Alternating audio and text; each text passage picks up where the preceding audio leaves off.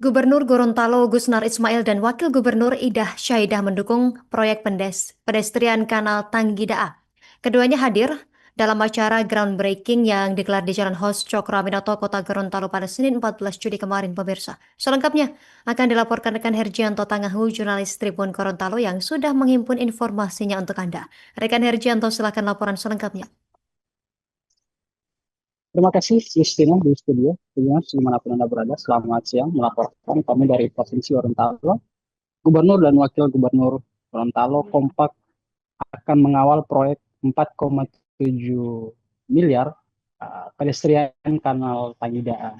Nah, komitmen ini disampaikan Gusnar maupun Ida saat hadir langsung dalam acara groundbreaking yang digelar di Jalan Pos Cokroaminoto, Kota Gorontalo pada Senin 14 Juli 2025 kemarin. Dan dapat kami melaporkan bahwa proyek revitalisasi Kanal Tanggidaa kini memasuki fase pembangunan pedestrian dengan alokasi anggaran sebesar 4,7 miliar dari total pagu anggaran sebesar 4,9 miliar.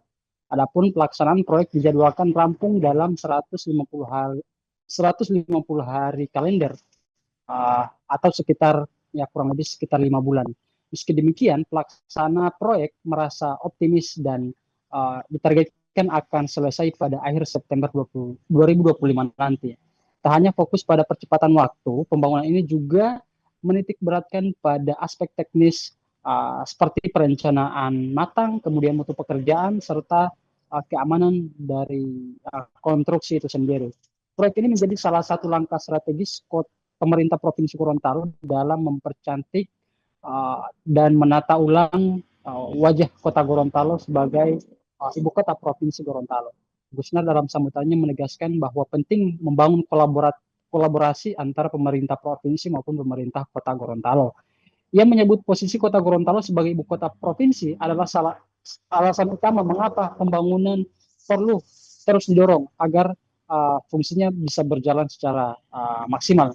Ia pun mengingatkan bahwa Kanal Tanggidaa ini kan dulunya sempat mangkrak, yang mana memang saat itu Kanal Tanggidaa ini dianggarkan melalui dana pemulihan ekonomi nasional atau PEN. Nah, pada kesempatan tersebut Gubernur Gorontalo Gusnar mengingatkan kepada kontraktor untuk jangan mengulangi kesalahan seperti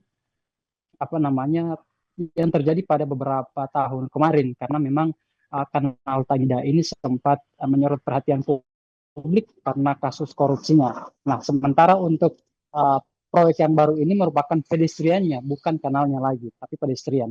Nah, pedestrian ini akan dilaksanakan oleh